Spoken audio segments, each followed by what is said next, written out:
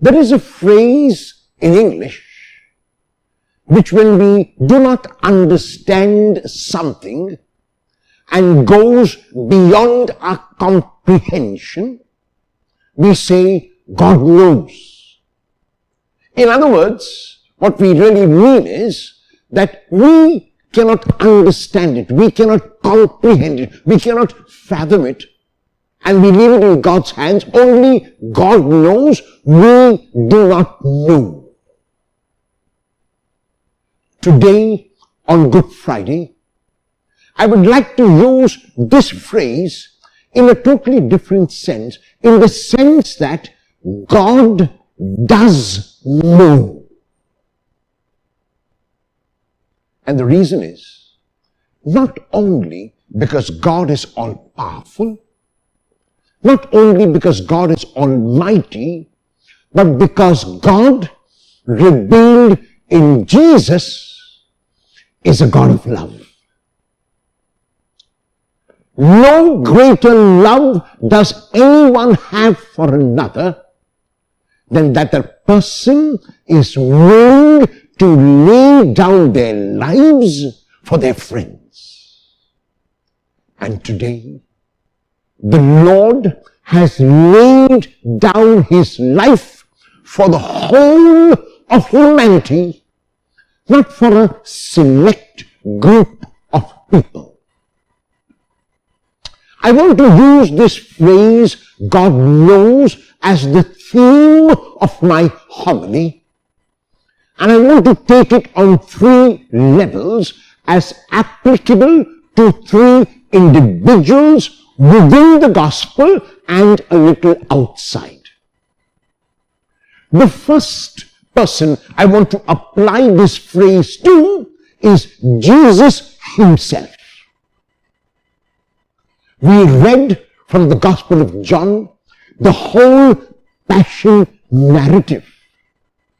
And if the word passion is used in the sense of suffering, there is no suffering in the Gospel of John. And therefore, when we use the word passion for the narrative in the Gospel of John, we use it in the sense of the mystery. Because in John, Jesus is very willing to go to His death. Jesus wants only to do the will of the Father, and so His food and His drink is to do the will of God. When Simon Peter draws a sword in the garden, and when he cuts off the high priest's slave's right ear, and the slave's name was Malchus, Jesus would not resort to violence and tells Peter that he too must not resort to violence, because Jesus says, am I not to drink the cup the Father has given me? So in other words, the whole of the life of Jesus was a life in which He knew that God knew. He knew that God knows. So if Jesus was willing to go to His death, it was because He knew that the Father would raise Him on the third day. And the Father did. There is no Gethsemane in the Gospel of John. There is no agony in the garden in the Gospel of John. There is no agitation in the spirit of Jesus in the Gospel of John. As a matter of fact, there is serenity, there is calm, there is peace, and there is a willingness to go to His death.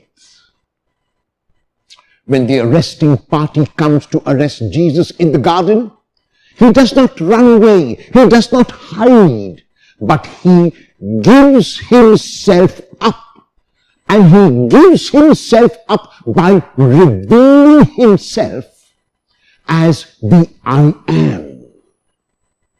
The Greek words ego, eimi are translated in English as I am and refer to the divine name.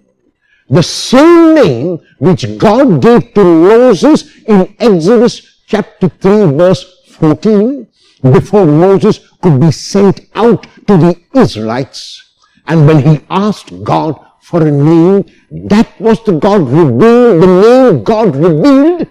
And this is the name which Jesus reveals to the arresting party, ego eimi, I am. In other words, Jesus reveals himself as a God who gives himself to the mercy of others. He gives himself so that others can do with him whatever they want. He gives himself so that others can arrest him, and they can try him, and they can scourge him, and they can ridicule him, and they can crucify him. But the reason Jesus is able to do that so courageously is because he knows in his heart that God knows. His Father has promised him that death will not be the end. His Father has promised him that he would raise him on the third day, and Jesus believes that promise unconditionally. Jesus will have no doubt in his mind whatever that the promise of the Father would come true. And because Jesus knows that God knows, he was able to spread his arms out on the cross in that firm knowledge. The second person to whom this phrase refers is our Blessed Mother Mary. The Gospel of John speaks about Mary at the beginning of the ministry of Jesus, when Jesus worked his first miracle in the Gospel of John at Cana in Galilee, where he turned water into wine. In that miracle, the mother makes no request of her son. She simply points out to the situation in these words: they have no wine. She does not ask Jesus to turn water into wine. She does not ask Jesus to help. She does not ask Jesus to come to the aid of the bridal party. She simply says they have no wine. And the initial reaction of Jesus is to speak with his mother about the hour set by God. Is to tell his mother that her place comes second after God. To tell his mother that she must know her place when he says to her, "Why do you turn to me? My hour has not yet come." In other words, as far as Jesus was concerned, the hour set by the Father was primary, and no one could hasten that hour. No one could hurry that hour. That hour set by the Father was set by a Father at the definite time. And so Jesus tells his mother that her place must be known by her, that she cannot have first place in his life because the first place is given to God. And Mary responds as she does throughout the Gospels serenely. She responds calmly. She responds without agitation. She responds without being upset or angry. She simply says to the stewards, like she keeps saying to us, "Do whatever he tells you." And this is the strongest point of our Blessed Mother, who will always tell us that we must do whatever Jesus tells us. She will always lead us to Jesus. Do whatever he tells you. And the same Jesus who said his hour had not come, the same Jesus who implied that the hour could not be hastened or hurried, is the same Jesus who now, because of the pointing out, not the request, but because of the pointing out of his mother, turns water into wine. So he works the first miracle in the Gospel of John simply because his mother pointed out to the situation even without making a request. This shows us that Mary was present at the beginning of the ministry of Jesus, was with him in that ministry. It also shows us the regard, the respect, and more importantly, the love that he had for his mother and how he regarded her word. And even though it is not mentioned explicitly, we can feel the presence of Mary through the Gospel of John because she is present again at the end of the Gospel, standing along with the beloved disciple at the foot of the cross. And if Jesus referred to his mother as woman, which was not really a bad term, but a distancing term, he uses the same term now to refer to his mother when he points the beloved disciple to her as her son.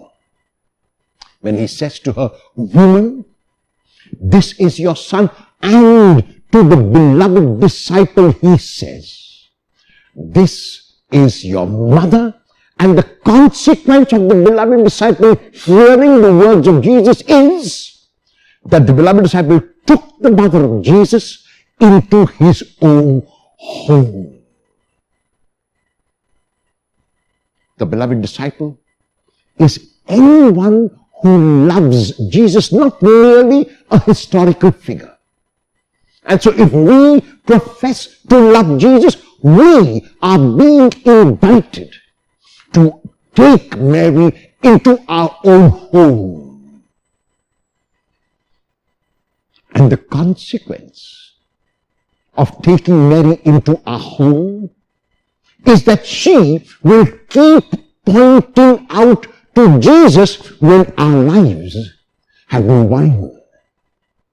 She will say to her son, he or she has no wine. And even though Jesus will respond that his hour has not yet come and that the hour cannot be hastened, he will accede. He will hear his mother's words and he will turn the water of our lives into wine. So Mary knows that Jesus knows, and because Jesus knows, God knows. If Mary could respond and not react to situations, if she could ponder God's word in her heart, if she could be serene and calm in every situation, it will go because Mary knows that God knows. So the situation might not seem to be as she would want it to be. The son might respond to her with what might seem to us as agitation. And yet Mary knows that God knows. And the third character, both within the gospel and outside, is you and me. Jesus and Mary have shown us emphatically that no matter what the external situation might be, no matter how challenging the cross might be, no matter we are being persecuted from every side, we are not going to be crushed. If people speak ill about us, if people malign our names, if people persecute us, if people are belligerent towards us, if they are obnoxious and if they do all kinds of evil against us, we must keep in mind two things. First, that Jesus had said this would happen numerous times in the gospel. And we know that God knows. Like Jesus and like Mary, we respond and don't react. And we respond with serenity, we respond with calmness, we respond with courage and fearlessly. The definition of a Christian, the definition of a disciple of Jesus, according to me, is to be fearless no matter what the situation, no matter what the consequence, no matter how heavy the cross. There are times in our lives when we are tempted to give up because the cross is too heavy. There are times in our lives when, like Jesus, we wonder whether God is really listening to our prayers. There are times in our lives when we wonder whether the Lord will indeed turn the water of our lives into wine. There are times in our lives when we imagine that the Lord has been crucified and laid in the tomb, never to rise again. There are times in our lives when God seems absent everywhere. It is at those times we look at the Lord. It is at those times we look at our Blessed Mother and are inspired by both to say that God knows. Like them, we do whatever we have to do. And then we leave the rest to God. Like Jesus, we say, Father, into your hands I commend my spirit. Like Jesus, we say, it is accomplished. And like Mary, we say, let it be done to me according to your word. Aristotle, centuries ago, had said that humans are rational animals. René Descartes, the French philosopher, took it one step further when he said, dubito ergo cogito, cogito ergo sum. Because I doubt, I think, and because I think, I am. Cogito ergo sum, I think, therefore I am. I take it even one step further and I say, because God knows, I know. Or, I know because God knows.